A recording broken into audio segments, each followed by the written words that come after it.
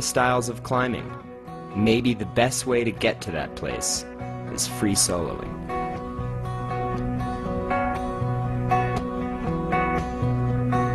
Got no time, got no mind. To be able to free solo something, that is an expression of being so in control that you know you're going to be able to do it without falling.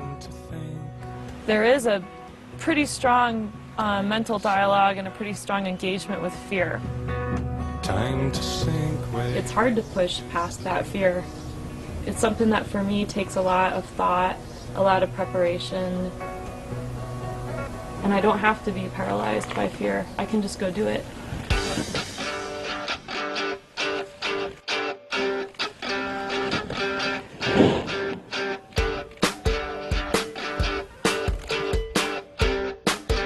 No matter what the discipline, Steph Davis is always pushing her limits. I'm climbing my hardest. You know, there's going to be a lot of times where you're sort of out of control, and you know, that can be really appealing. But at the same time, I want this sense of mastery to be really, really solid. With free solo climbing, it's about raising the level at which I feel solid. Raising the level of ropeless climbing has led Steph to her most committing route yet, the 1,000-foot per vertical sanctuary on the legendary Longs Peak Diamond.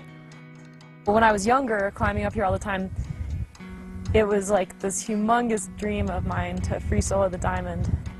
But if I'm going to go up there and do that where it's death consequences, I have to figure out how to have the right mindset and what that means to me, and I'm going to really learn something.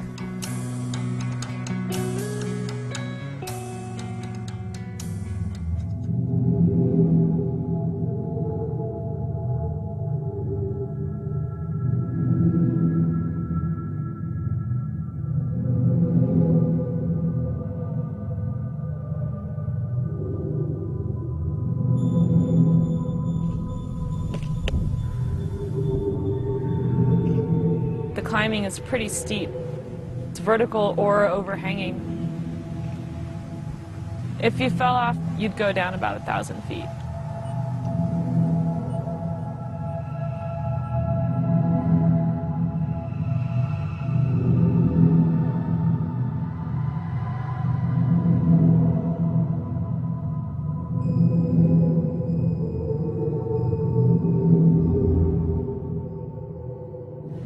The crux section is a good handful of moves that you have to kind of maintain throughout there. It is a little steeper, so you're not totally on your feet. It's a little more strenuous.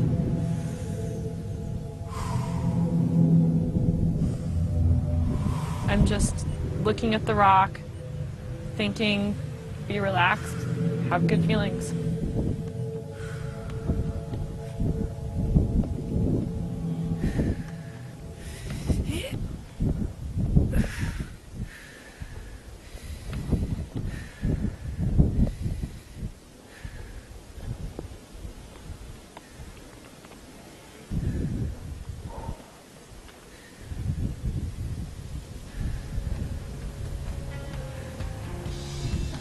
To me, soloing something like this, it's really about being in an environment where there's a lot of risk and controlling yourself. If you can control yourself, you're going to be safe. And that's the challenge.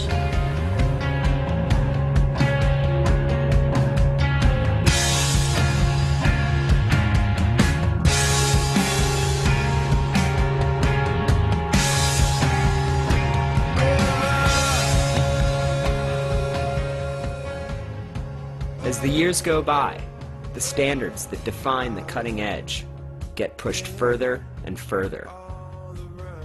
And we're already catching glimpses of the future. When you can free solo beyond the realm of control to the point of falling.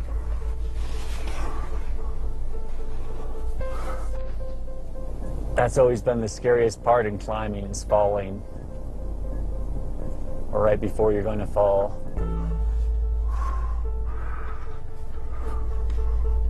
When I thought about free soloing, I think about the moment over and over again of when I would detach from the rock, and that would be it. It would be my death.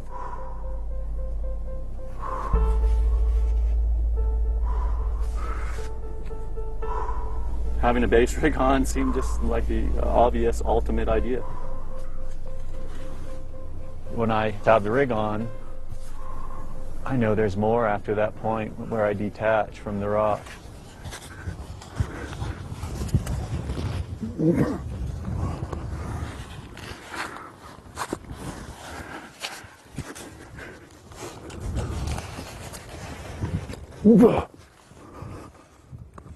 Fuck.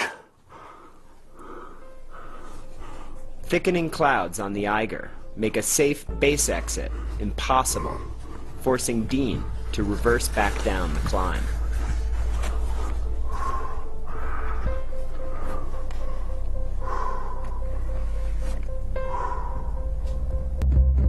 Which led to the baseline. The idea that I once had that falling was death. Now falling is control, and that's a great thing to be able to change. You know, instead of dying, I'm flying. For me, a big door is opened, and I'm seeing the world now through different eyes.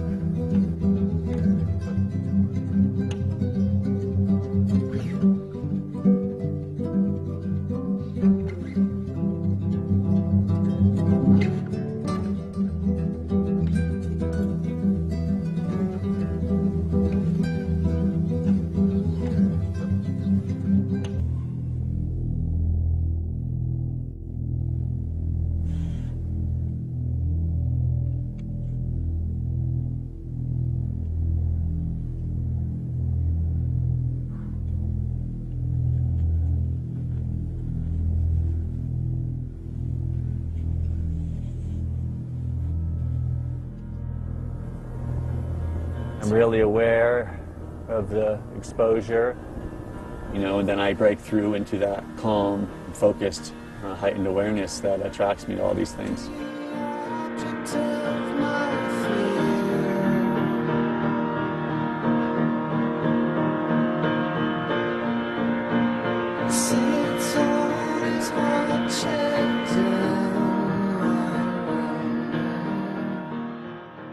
Just cued into the texture of the rock and my contact, and still pretty much hugging onto the solid earth.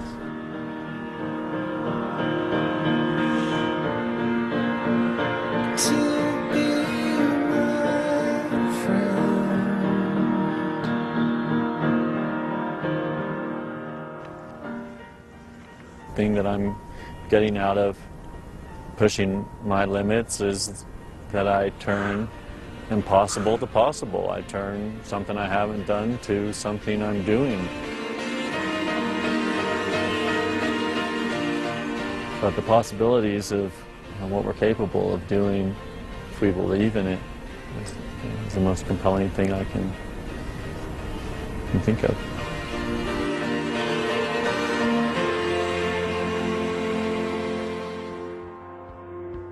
On your back, where you're lifted up, perfecting the shape even more and really flying.